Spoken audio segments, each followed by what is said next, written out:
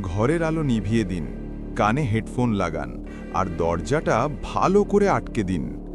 আপনি প্রবেশ করছেন এক অজানা আর ভয়ঙ্কর জগতে। স্বাগতম। ভার্সিটির পরীক্ষা শেষ হতে হতে সন্ধ্যা গড়িয়ে গেল। রফিক যখন ঢাকার বাস কাউন্টারে পৌঁছল তখন রাত ৮টা।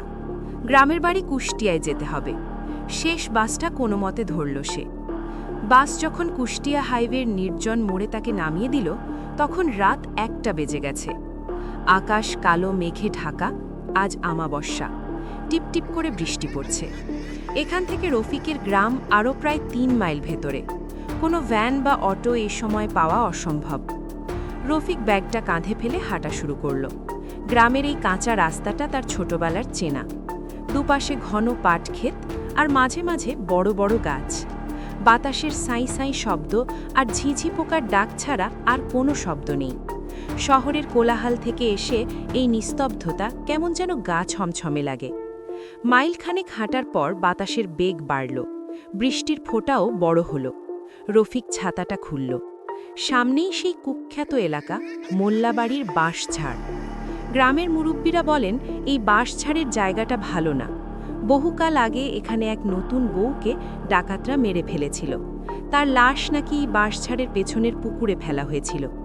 তারপর থেকে আমাবস্যার রাতে নাকি এখানে অদ্ভুত সব ঘটনা ঘটে। কেউ নুপুরের শব্দ শোনে, কেউ বা কান্নার আওয়াজ। রফিক আধুনিক ছেলে, এসব কুসংস্কারে তার বিশ্বাস নেই। সে মনে মনে সাহস জোগাল, এসব গায়ের মানুষের বানানো গালগপ্প। বাঁশঝাড়ের কাছাকাছি আসতেই পরিবেশটা হঠাৎ ভারী হয়ে উঠল। বাতাসের শব্দটা বদলে গেল। মনে হলো বাঁশগুলো একে অপরের সাথে ঘষা খেয়ে এক করুণ আর্তনাদ করছে। আর একটা অদ্ভুত গন্ধ নাকে এলো। রজনীগন্ধা ফুলের গন্ধ, কিন্তু তার সাথে পচা মাংসের একটা ভ্যাপসা দুর্গন্ধ মেশানো। রফিক হাঁটার গতি বাড়াল। বুকের ভেতরটা ধড়ফড় করছে। সে মোবাইলটা বের করে টর্চ জ্বালালো। হঠাৎ সে থমকে দাঁড়াল।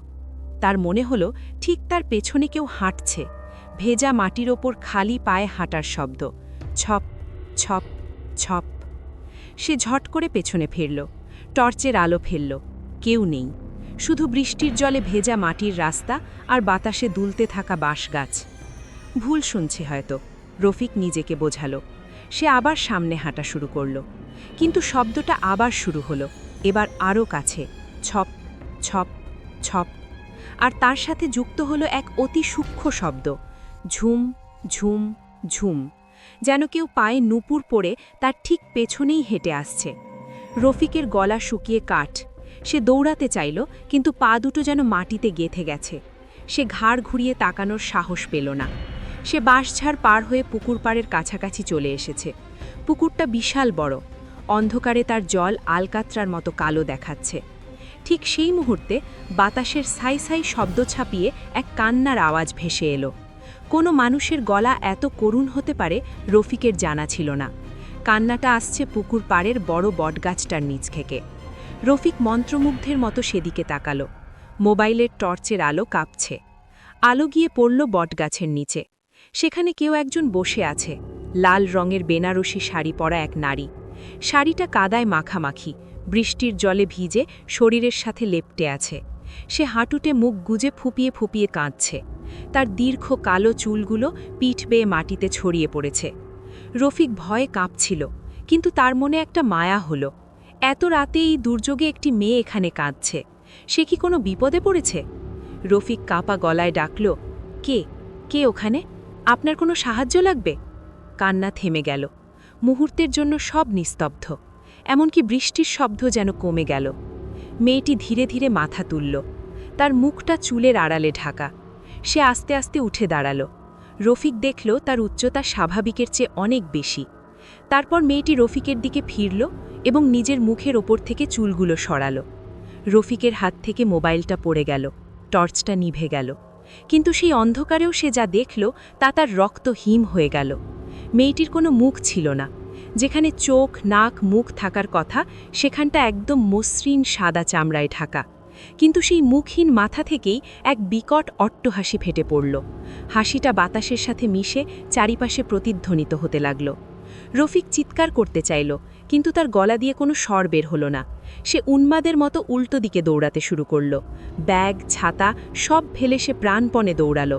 তার পেছনে সেই ঝুমঝুম নুপুরের শব্দ আর সেই বিকট হাসি তাড়া করে আসছিল। কিভাবে সে বাড়ি পৌঁছেছিল তার মনে নেই। যখন তার জ্ঞান ফিরল তখন ভোর হয়েছে। সে তার ঘরের মেঝেতে কাদা মাখা অবস্থায় পড়েছিল। তার মা তার পাশে বসে কাঁদছিলেন। রফিক ৩ দিন প্রবল জ্বরে ভুগেছিল। জ্বরের ঘোরে সে শুধু বিড়বিড় করত, মুখ নেই, লাল শাড়ি, মুখ নেই। গ্রামের ওঝার এসে ঝাড়ফুঁক করেছিল। সে বলেছিল ওকে নিশি পেয়েছিল, বাঁশঝাড়ের অতৃপ্ত আত্মা। ভাগ্য ভালো ও প্রাণে বেঁচে ফিরেছে। রফিক এখন সুস্থ, কিন্তু সে আর আগের মতো নয়। সে এখন আর রাতে একা বাইরে বের হয় না। আর আমাবস্যার রাত এলে সে ঘরের জানালা বন্ধ করে কানে বালিশ চাপা দিয়ে শুয়ে থাকে, পাছে বাতাসের সাথে ভেসে আসা সেই নুপুরের শব্দ বা কান্নার আওয়াজ তার কানে পৌঁছায়। গল্পটা এখানেই শেষ, কিন্তু ভয়টা থেকে যাবে। যদি এই ভয়ঙ্কর যাত্রার সঙ্গী হতে চান তবে সাবস্ক্রাইব বাটনটি চেপে দিন। আর মনে রাখবেন, আজ রাতে খাটের নিচে উকি দেবেন না।